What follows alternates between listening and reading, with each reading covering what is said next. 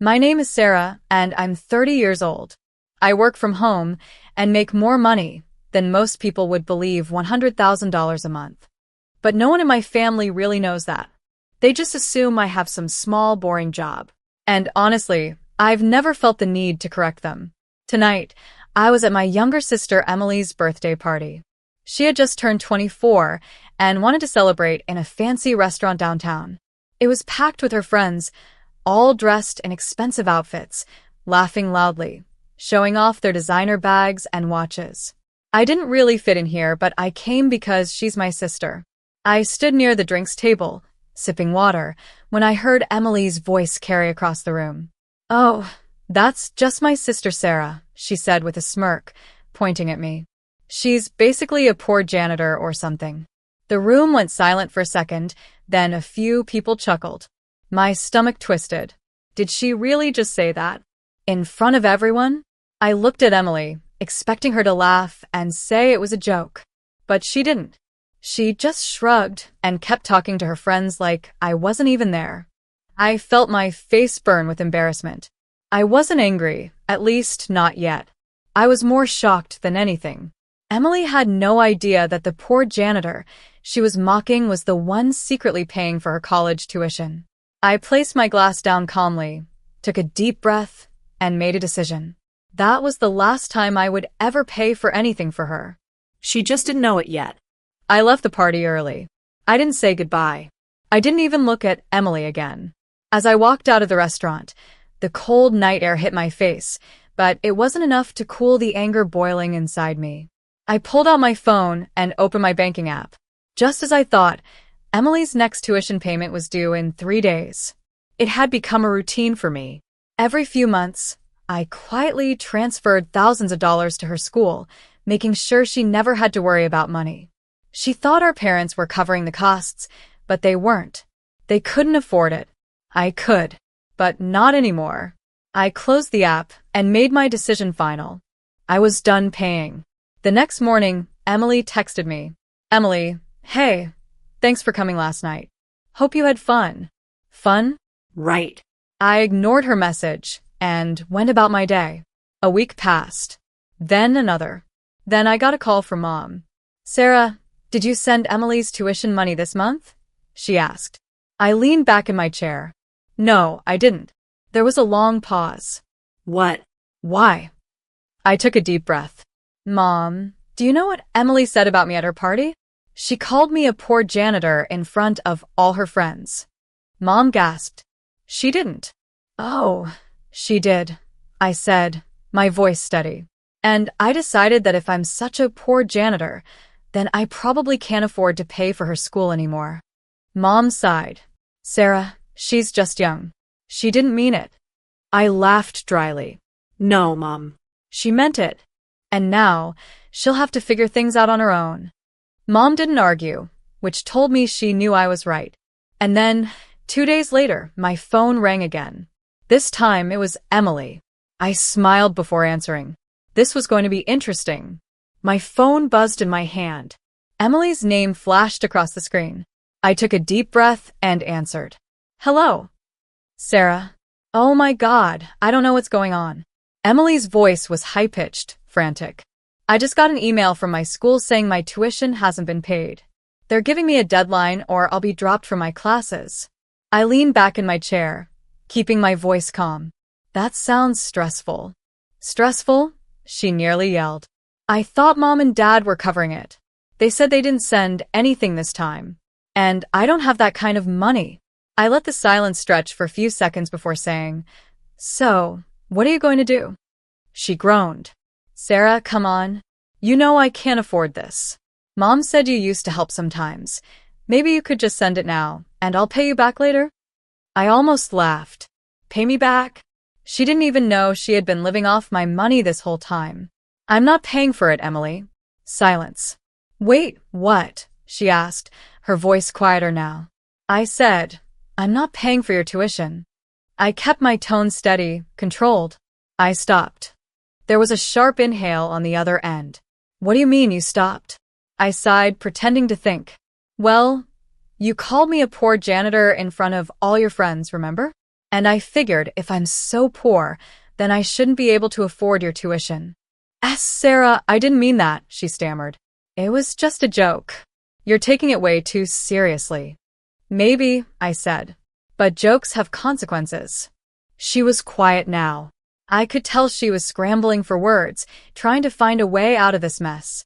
Look, I continued. You're an adult. Figure it out. But I don't have any money, she cried. I shrugged.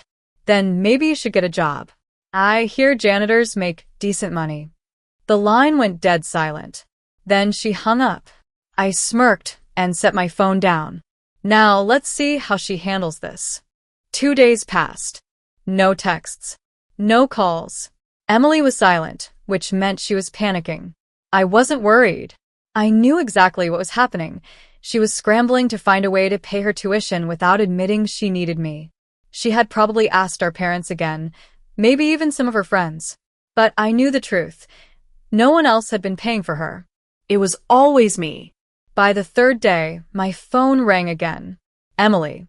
I picked up, keeping my voice casual. Hello. Her voice was different this time. Less angry, more desperate. Sarah, please. I don't know what to do. I leaned back in my chair. Did you ask Mom and Dad? Yes, she muttered. They don't have the money. What about your friends? She sighed. They said they can't help. I nodded to myself. Of course they couldn't. Fake friends always disappear when things get tough. What about a job? I asked. Emily groaned. I don't have time for a job, Sarah. I have classes, assignments, and… You don't have classes if you don't pay your tuition. Silence. Then, for the first time in her life, Emily asked instead of demanded. Please, Sarah, she whispered. Can you just help me? One last time. I thought about it. Then I said, no. Her breath hitched. What? I already helped you, Emily. More than you know. But you insulted me in front of everyone. You embarrassed me, acted like I was beneath you. And now you want me to pay for your life again. She sniffled. I could tell she was on the verge of tears. Please, she mumbled. I'll do anything. That caught my attention. Anything? I repeated. She hesitated. Yes. I sat up. Then let's make a deal. What kind of deal? She asked, her voice shaking. I smiled. Meet me tomorrow. I'll tell you in person. Because this time, if I was going to help her, she was going to earn it. The next afternoon, Emily and I met at a small cafe near my apartment. She looked different, less confident, more nervous. Her usual designer clothes and perfect makeup couldn't hide the stress on her face. She sat across from me, gripping her coffee cup like it was the only thing keeping her together. So, she said, forcing a weak smile. What's the deal? I leaned forward. First, I want to make something clear. Do you know who's been paying for your tuition all these years? She blinked. Mom and Dad. I shook my head. No. It was me. Her mouth dropped open. What? I've been covering your tuition since your first semester. Mom and Dad couldn't afford it, so I stepped in. But I never told you because I didn't want you to feel like you owed me. I paused, letting the words sink in. And yet, at your party, you called me a poor janitor in front of your friends. Her face turned pale. Sarah, I didn't know. I swear I didn't. I held up a hand. I'm not interested in excuses, Emily. I'm interested in what you're going to do now. She swallowed hard. I'll pay you back. I raised an eyebrow. With what money? She lowered her gaze. I don't have any. Exactly. I took a sip of my coffee. So, here's the deal. I will not pay your tuition. That part is done. But I will help you find a job, so you can pay it yourself. Her eyes widened. A job? Yes, a job. I leaned back in my chair. Something you should have had a long time ago. She bit her lip. But I have classes. Homework. I don't. You should have thought about that before you decided to be reckless and disrespectful. Her shoulders slumped. I sighed. Look, I'm not saying you have to work full-time. But you need to learn responsibility, Emily. No more depending on me. No more assuming other people will clean up your messes. She stayed quiet for a moment, then whispered, What kind of job? I smiled.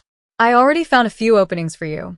A cafe nearby is hiring, and there's also a cleaning company looking for part-time workers. She winced. Cleaning? I tilted my head. Why? Too close to being a janitor. Her face turned red. I stood up and placed a piece of paper in front of her. It had a list of job openings I'd printed out earlier. Your choice, Emily. Get a job or drop out. But if you want my help, this is the only way. She stared at the list, chewing her bottom lip. Then, after a long pause, she finally said, "Okay." I smirked. Good. Welcome to the real world, little sister. The next morning, Emily called me, something she rarely did unless she needed something. I answered on the second ring. What's up? I got the job, she blurted out. Her voice was quiet, almost hesitant. I raised an eyebrow.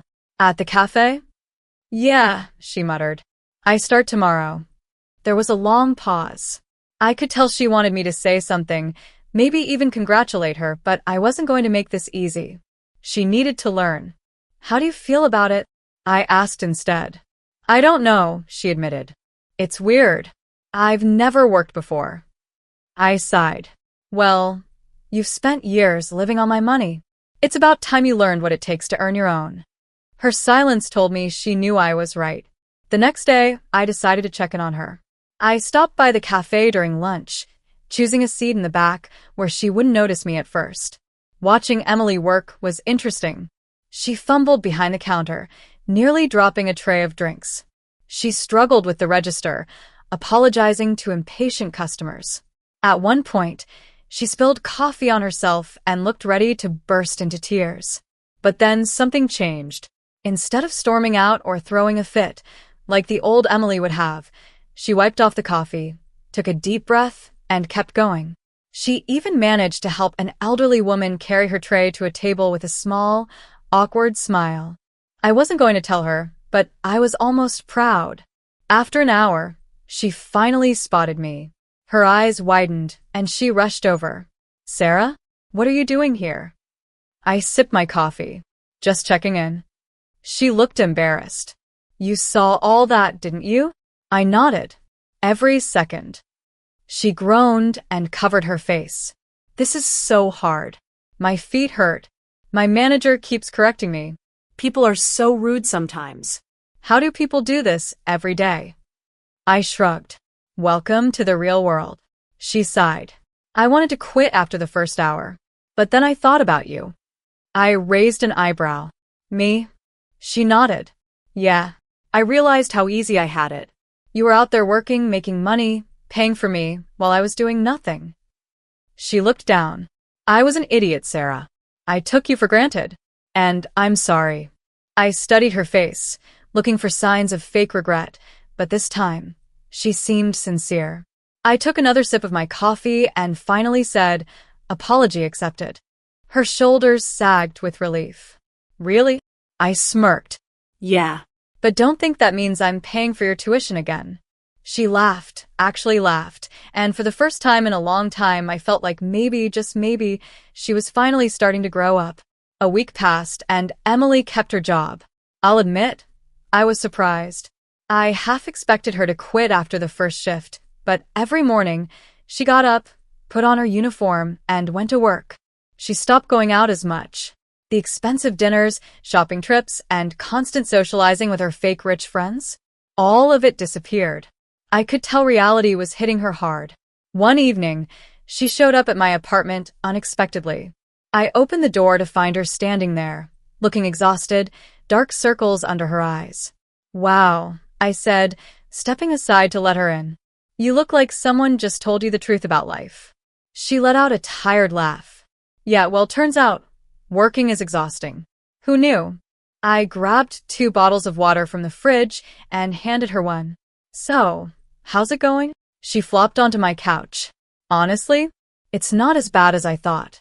I raised an eyebrow. Really? She nodded. At first, I hated it. The customers were rude, my manager was strict, and my feet were killing me. She took a sip of water. But then, I started noticing things. Like how some of my coworkers are working 2 jobs just to survive. or how some people come in every day, counting their change to afford a small coffee. She shook her head. I never really thought about how hard people work just to get by. I studied her for a moment. This was new. This was growth. Let me guess, I said. It makes you feel different about what you used to take for granted?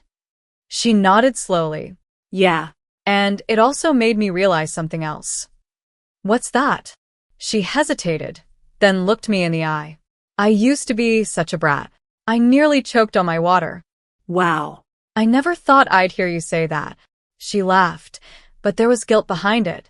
I mean it, Sarah. I was awful to you. You were paying for my entire life, and instead of being grateful, I insulted you. I was so caught up in trying to impress my friends, and I never once thought about what you were doing for me. I leaned back against the counter. So, what are you going to do about it? She sighed. I don't know. I can't pay you back yet. But I want to someday. I want to be better. I just don't know how to start. For the first time, I saw the little sister I used to know. The one who wasn't entitled, who wasn't selfish. I thought for a moment, then said, start by being responsible. Keep working. Pay for your own tuition. Learn what it means to stand on your own feet. That's how you make things right. She nodded, determined. Okay. And for the first time in a long time, I actually believed her. Days turned into weeks, and something strange started happening. Emily changed. At first, it was small things. She stopped complaining as much. She didn't blow her paycheck on expensive things. She packed her own lunch instead of ordering food. Then one evening, I got a text from her. Emily, I just made my first tuition payment. With my own money. I stared at my phone for a while, surprised. Then, for the first time in months, I felt proud of her. I replied, good job. Keep going. The next time we met up, she was different. Not in an obvious way, but in the way she carried herself. I feel weird, she admitted as we sat in a small cafe. Like, I finally get it now. Before, I thought people who had to work jobs like this just weren't trying hard enough in life. But I was so wrong. I nodded. That's what happens when you step outside your little bubble. She laughed. Yeah, well, that bubble popped real fast. We sat in silence for a moment, sipping our drinks. Then she hesitated. Sarah, I know I've apologized before, but I really mean it. I was a terrible sister. You didn't have to help me all those years, but you did. And instead of being grateful, I insulted you. I don't expect you to forgive me overnight, but I want you to know that I'm going to make this right. I studied her face, looking for any sign of insincerity, but there wasn't any. I took a deep breath. You're already making it right, Emily. Just keep going. She smiled, and for the first time, I truly believed that my little sister was growing up. Then, as if life wanted to test just how much she had changed, her phone buzzed. She glanced at the screen, and I saw her expression shift. Who is it? I asked. She sighed. It's Madison. She and the rest of the girls are going out tonight. They want me to come. I raised an eyebrow, and she bit her lip. I don't know. I used to drop everything for them, but now I just feel like they don't really care about me, you know? They just care about the lifestyle I used to pretend I had. I smirked. Wow. Personal growth looks good on you. She groaned. Shut up. But she was smiling. Then she did something I didn't expect. She ignored the message and put her phone down. Want to go for a walk instead? She asked. I blinked. Really? You'd rather hang out with your poor janitor sister? She winced, but then laughed. Okay, I deserve that. We walked outside together, and for the first time in years, I felt like I had my sister back. Maybe, just maybe, this was the beginning of something better. A month passed, and Emily stuck with her job. She made her tuition payments, managed her expenses, and even started budgeting. A word I never thought I'd hear her say. But I wasn't convinced just yet. People can change in small ways, but when life throws a real challenge at them, that's when you see their true colors. And just like clockwork, life delivered. One afternoon, I was working from home when my phone rang. It was Emily. Hey, I answered. What's up? Her voice was shaky. Sarah, I think I messed up. I frowned. What happened? She sighed. I quit my job. I nearly dropped my phone. You what? I didn't mean to. It just happened. My manager yelled at me for messing up an order, and I got frustrated. Before I knew it, I just quit. I pinched the bridge of my nose. Emily, please tell me you have another job lined up. Silence. I groaned. Let me guess, you don't. No, she whispered. And I still have tuition to pay. I leaned back, thinking. This was it. This was the test. If she begged me for money, I'd know she hadn't really changed. But if she took responsibility and found a way to fix her mistake, then maybe, just maybe, she had actually learned something. What are you going to do now? I asked, keeping my voice neutral. She hesitated, and for a moment, I thought she was about to ask me for help. But then she sighed. I don't know yet, but I'll figure it out. I sat up. You're not asking me to bail you out? No, she said firmly. I got myself into this mess. I'll get myself out. A small smile formed on my lips. Good. Because I wasn't going to bail you out anyway. She let out a nervous laugh. Yeah, I figured. For the next week, I kept an eye on her without interfering. I watched as she applied for new jobs, went to interviews, and eventually landed another position, this time at an office doing receptionist work. It wasn't glamorous, but it paid more than the cafe. When she called to tell me, I could hear the pride in her voice. I got the job, Sarah, she said. And this time, I'm not going to screw it up. I smiled. I believe you. And for the first time, I really did. A few months later, something unexpected happened. Emily called me one evening, sounding nervous. Hey, can we meet up? I have something for you. I agreed, and we met at the same cafe where I had first given her that list of job openings. She slid an envelope across the table toward me. Open it. I raised an eyebrow, but did as she asked. Inside was a check. A check made out to me. I looked up in shock. Emily, what is this? She swallowed. It's the first part of what I owe you. My chest tightened. You don't have to do this. Yes, I do, she insisted. You gave me so much, and I took it for granted. I know it'll take a long time to pay you back completely, but this is my way of proving that I'm serious. I stared at the check, my emotions caught somewhere between pride and disbelief. I pushed it back toward her. Keep it. Her eyes widened. What? No. I want to. I know, I interrupted. But this was never about the money, Emily. It was about you growing up. And you have. She blinked rapidly, her eyes glossy with unshed tears. So we're good. I smiled. Yeah. We're good. She let out a breath of relief, and for the first time in a long time, I saw her not as the spoiled little sister I had resented, but as a woman who had fought to change. She had made mistakes. She had fallen. But in the end, she had stood back up on her own. And that was worth more than any check.